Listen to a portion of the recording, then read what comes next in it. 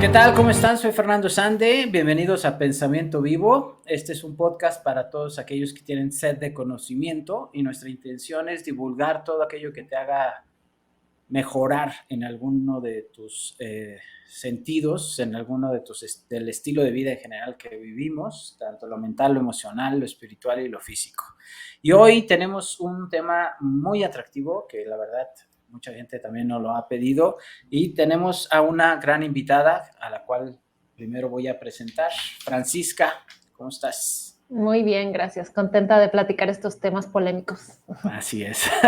Francisca, platícanos un poquito de ti, cómo es que llegaste a Ok. esto, de tu formación, para que la gente te vaya ubicando, por favor. Sí, para ser breve, desde niña obviamente siempre me gustaron todas las cosas más esotéricas, las cosas de conocimiento, el estudio de la mente, bla, bla, bla. Y hice un viaje más o menos de 7 años por el mundo en el cual pues empecé a estudiar todo lo que es pues yoga, meditación, empecé a estudiar también la parte de arte femenino, la parte de autoestima de la mujer, conocimientos para la mujer y otras cosas. Y aprendí mucho de astrología también en esa época y quería pues dedicarme a todo esto, ¿no? Y para hacer la historia muy corta, luego llego a México en esos viajes y aquí en México me puse ya a estudiar más profundo todo lo que es biodescodificación. Me hice más experta en todo lo que es la biodescodificación. Llevo 4, casi 5 años trabajando con eso.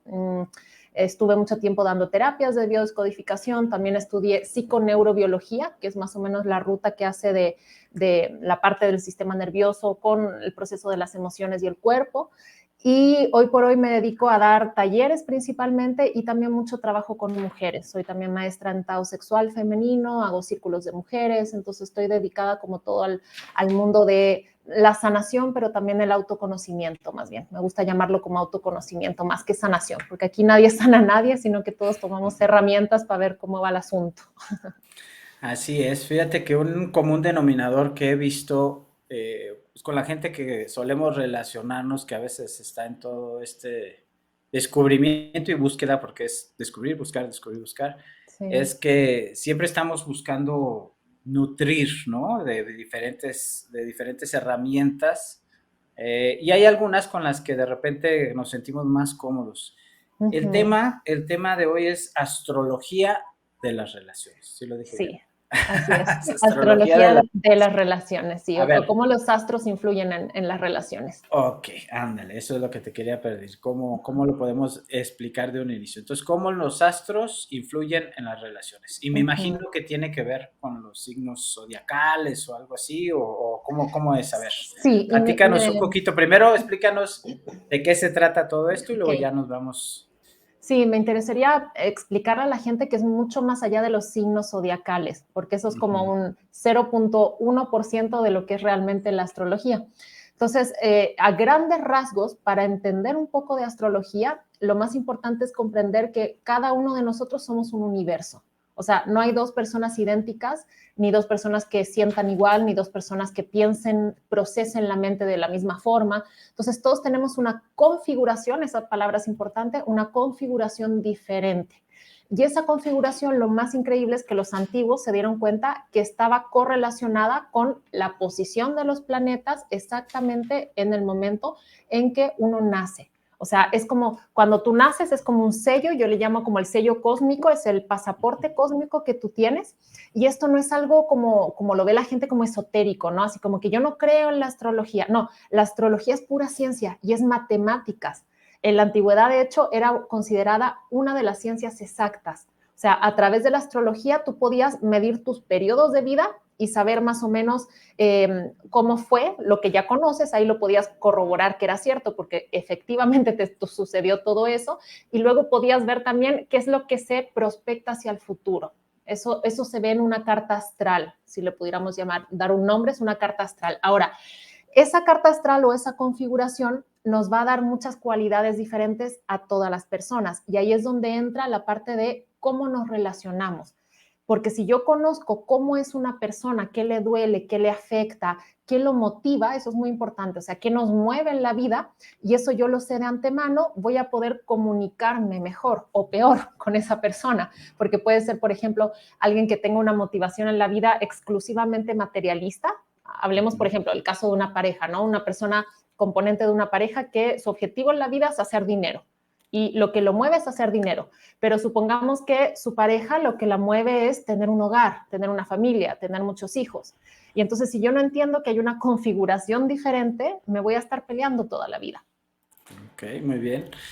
Eh, ¿Qué tiene que ver, nada más para cerrar esta introducción, las lecturas?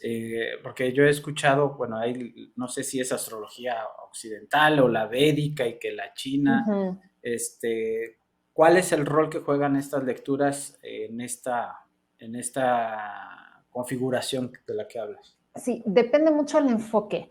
Una persona puede leer una carta astral para conocer el pasado, que a mí se me hace solo como algo informativo. Alguien puede leer una carta astral para ver qué va a haber en el futuro, pero eso sucede lo mismo que con el tarot. O sea, la carta astral realmente no es predictiva, sino que te habla de todas las posibilidades. ¿Se puede modificar?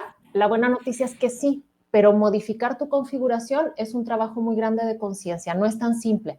Si tú ves una persona, por ejemplo, que nunca en su vida ha hecho ningún trabajo de conciencia y comparas su carta astral, te vas a dar cuenta que todo viene escrito, absolutamente todo. O sea, sabes qué le va a pasar en 5 años, va a vivir esto, le va a pasar esto, o sea, todo viene escrito.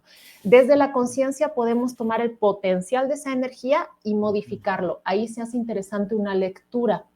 Y hay tradiciones que se centran más, por ejemplo, en todo lo que tiene que ver con los elementos, qué elementos te hacen falta a ti. Hay gente que le hace falta conectar con las emociones, hay gente que necesita enraizarse, hay gente que necesita aprender a pensar porque no tiene intelecto, no tiene aire.